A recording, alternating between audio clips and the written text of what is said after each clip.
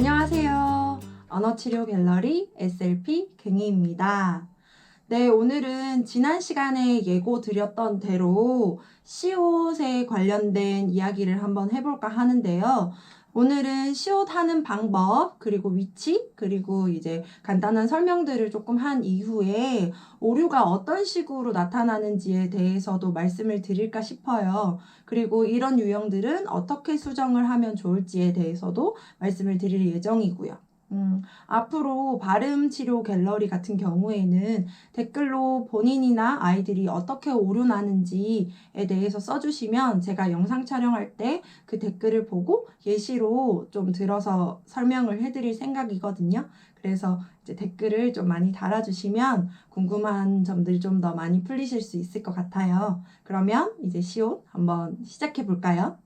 발음을 낼 때, 저 같은 경우에는 세 가지를 가장 중요시하게 생각하는 편인데요. 바로 첫 번째인 혀의 위치, 그리고 두 번째인 방법, 그리고 세 번째 시간입니다. 모든 발음들을 다 할 때 혀의 위치, 방법, 시간 요 세 가지가 동시다발적으로 이루어져야지만 완벽하고 정확한 발음이 완성이 되는 거거든요. 그러면 이제 시옷 한 가지씩 한번 알아가 볼까요?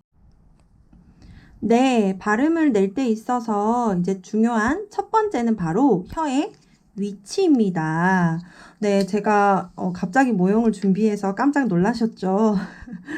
모형이 조금 징그러울 수도 있을 것 같은데 최대한 사실적이게 설명을 드리기 위해서 제가 한번 준비를 해봤어요. 그러면 같이 한번 알아보겠습니다. 네, 우선 혀 위치에 대해서 말씀드리기 전에 혀 부분에 대해서 혀 부분 명칭에 대해서 우선 말씀드릴까 하는데요. 바로 요 부분은 제가 앞으로 혀 끝이라고 말씀을 드릴 거고요. 그리고 요 부분 같은 경우에는 혀의 날 부분이 될 수 있을 거고, 요 부분 같은 경우에는 이제 혀 바닥이라고 말씀을 드리면서 설명을 한번 해볼게요. 첫 번째 같은 경우에는 바로 요 혀 끝 부분이 아랫니 안쪽으로 들어가 있어야 하는데요. 아랫니 안쪽에 들어가 있고 난 뒤에는 요 혀 전체적인 요 바닥을 바로 이렇게 입천장에 딱 붙여주시는 게 제일 중요한데요. 그리고 나서는 중요한 게 이제 공기가 나갈 구멍을 만들어 주는 건데, 요걸 요렇게 보시면 보이시나요? 요렇게 혀가 중간에 파여져 있는 모습, 이 중간에 파여져 있는 공간으로 공기가 나가게 될 건데요. 이렇게 양쪽으로 혓날이 볼록 솟아 있는 이런 경우에는 이렇게 양 끝에 입천장에 혓날이 닿게 될 거고요. 그리고 여기 이렇게 지나가는 공간, 공기가 지나가는 공간이 만들어졌으니 여기로 공기가 지나가게 되면서 소리가 나게 되는 겁니다. 사실 이렇게 홈이 파여져 있게 혓바닥을 만드는 게 어려우신 분들이 많아요. 그래서 이제 치료실을 찾아주시는 분들께 제가 방법을 하나 알려드렸는데, 그 방법은 뭐냐면 첫 번째, 우선 입천장에 딱 붙여주세요. 이렇게 딱 붙여주신 다음에 저 같은 경우에는 환자분들께 빨대, 요건 지금 빨대는 아니지만 빨대를 여기 중간에 놔둡니다.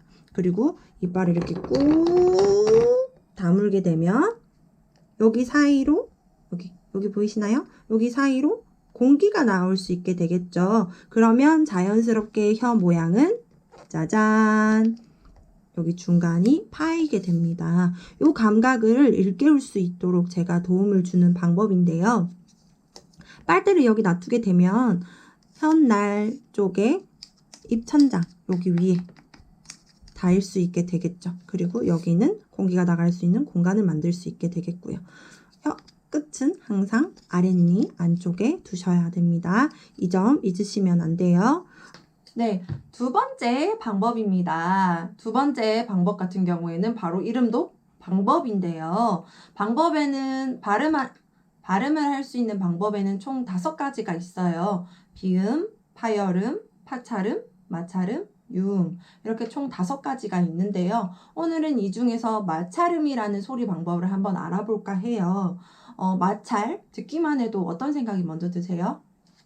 이렇게 마찰이 되니까 소음이 나겠죠. 이 소음이 바로 시옷 날 때 나는 소리인데요. 제가 아까 말씀드린 혀 끝은 아랫니, 그 다음에 혀 양쪽 날은 입 천장에 붙여주면서 공기가 나갈 수 있는 구멍 만든 부분으로 공기를 아주 세고 정확하게 내는 방법이에요. 이것을 보고 마찰음이라고 하는데요. 한번 들려드릴게요.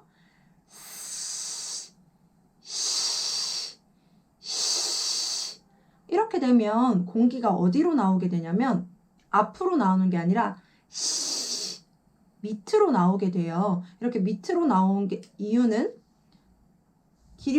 공기가 나오는 기류가 밑으로 가기 때문인데요. 요거를 잘 만들어 주셔야지만 공기가 쭉 통해서 밑으로 나오면서 마찰음 소리를 낼 수 있어요. 그래서 혀 위치가 먼저 이루어져야지 방법 또한 정확하게 잘 이루어질 수 있으니 뭐 하나 빠뜨리시면 절대 안 됩니다.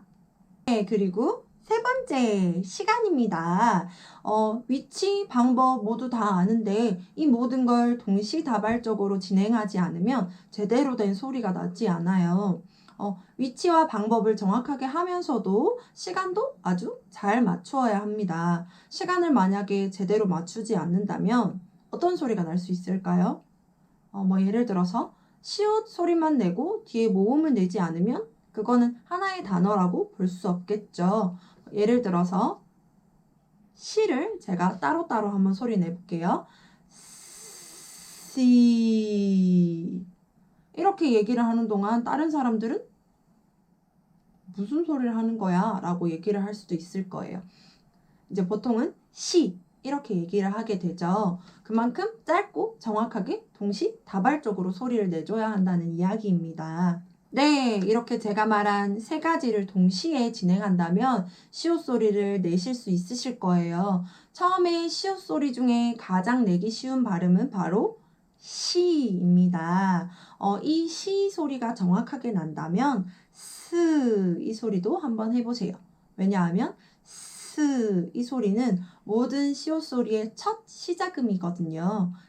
제가 하나 말씀을 드리자면 처음에는 스 소리와 모음 소리를 천천히 연결시켜 주시는 거예요. 스아 이렇게요.